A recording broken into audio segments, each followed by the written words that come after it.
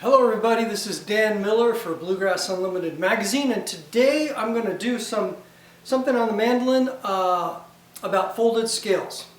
I looked at the website. It's been a little while since we had a mandolin thing. We've been doing guitar and banjo, and so I thought it was time for something on mandolin. And so Chris Henry, when he did his lesson with us, mentioned folded scales. And Tim May, when he did his lesson with us on mandolin, he mentioned folded scales. So I thought I'd address this for the mandolin. It would be the same thing really on any instrument. The scale patterns, the notes that are played would be the same. They're mostly used on an instrument like a fiddle or a guitar or a mandolin. Not quite as much on a banjo or a dobro, although scale patterns are used on those instruments, just not as much as arpeggio or roll patterns. So I thought I'd address these on the fiddle, on the mandolin, and they would apply to the fiddle or guitar in a similar way. Tim May and I wrote two books years ago. One's called The Guitar Player's Practical Guide to Scales and Arpeggios, and the other is called The Mandolin Player's Practical Guide to Scales and Arpeggios. And in both those books we have a big section on folded scales because they're very important, and I'm going to explain to you why. I'm going to show you what they are. In this video I'll probably show you what they are and give you an example or two, and then in the next video I'll give you more examples of how they're useful. Okay?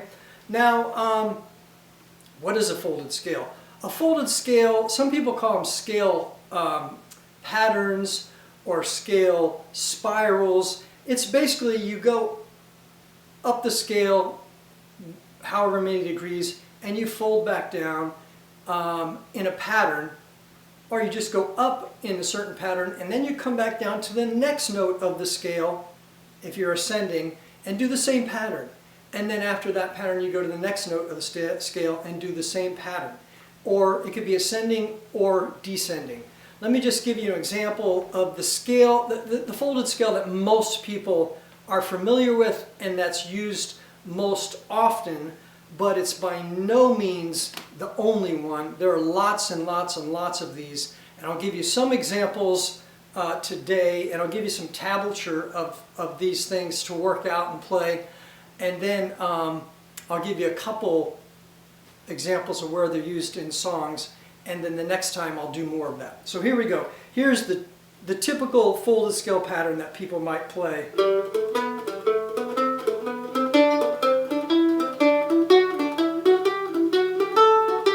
And descending.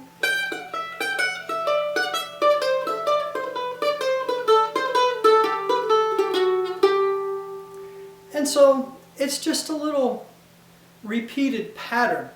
And this one, let me just call it out. I'm going to start on the root note of the scale, and I'm going to walk up the scale 3 notes, and then I'm going to fold back to the beginning. So it's 0, 1, 2, let's start on the root note, 1, 1, 2, 3, 1. That's my pattern. Then I take it to the next note of the scale, 2, 3, 4, 2. Then at the next note, 3, 4, 5, 3. Just walking up with the same pattern like that, going up 3, back to the original one. Okay? And descending the same way. Now that's just one pattern. Like I said, there's dozens of these patterns.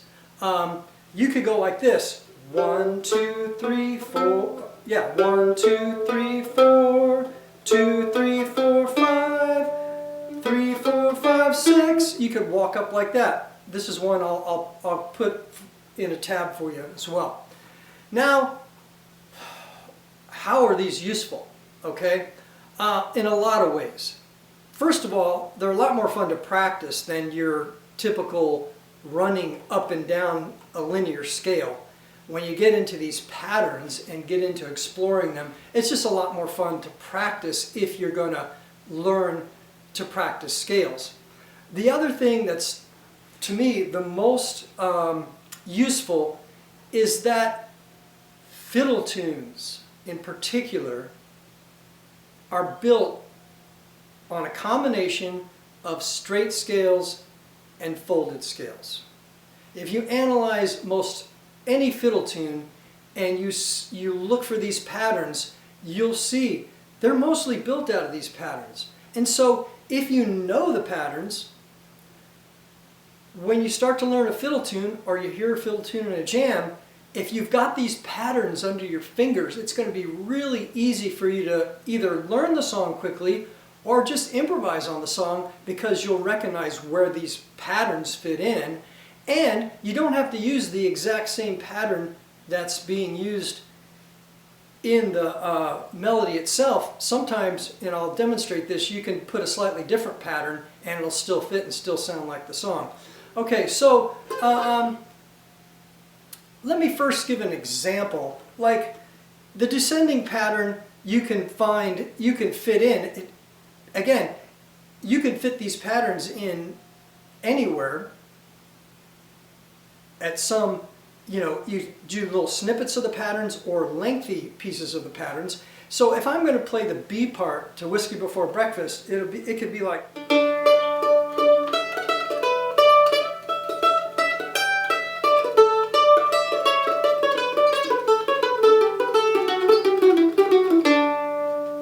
So there, you could fit one in pretty long one there. It doesn't have to be that long. You put shorter snippets in here and there. The other classic tune, and there are more than one, that uses these patterns is in the melody of Blackberry Blossom. It starts out like that. I'm going to start on a G note, and I'm going to move 2 notes up the scale, and then walk back down to that G. Then I'm going to go to the F sharp, the next note down, repeat the pattern, and then E, the next note down. And then I'm going to walk down a pentatonic scale, and then I'm going to do another short bit of a folded scale. That's a little piece, and then I'm going to walk up a pentatonic scale, and then I'm going to do another piece of a folded scale.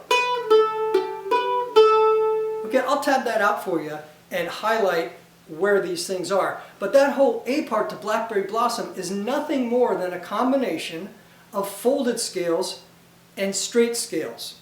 Now, it's not a straight major scale, it's a straight pentatonic scale, but still, combination of folded scales and straight scales. And if you start analyzing fiddle tunes this way, you'll find they're all kind of like this in some way, shape, or form, and it'll help you learn fiddle tunes, help you improvise on fiddle tunes. And the pattern we did that time was, again, G, go up 2, walk back down. I could do a different pattern and go where I go straight up the scale and back to the G.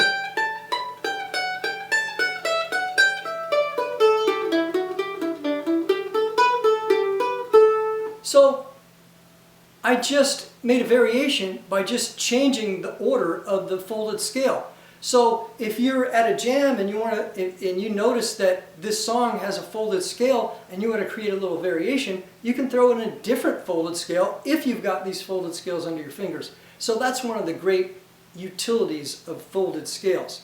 Now, the folded scale doesn't always have to walk straight up or down the scale. It doesn't always have to use a major scale. You can fold a minor pentatonic scale, you can fold a pentatonic scale, major pentatonic scale, you could fold a blues scale.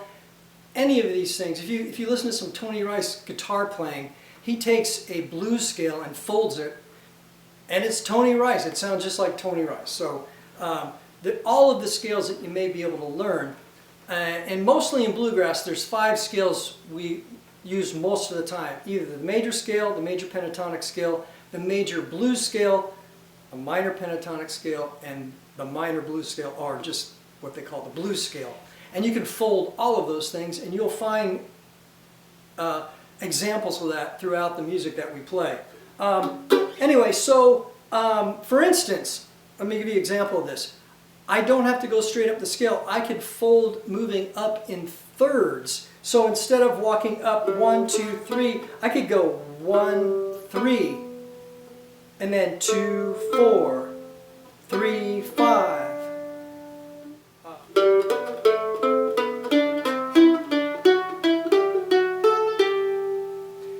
And so I would call that a 2-note folded scale because I'm going 1, 3, that's my pattern, it's 2 notes, and then I go 2, 4.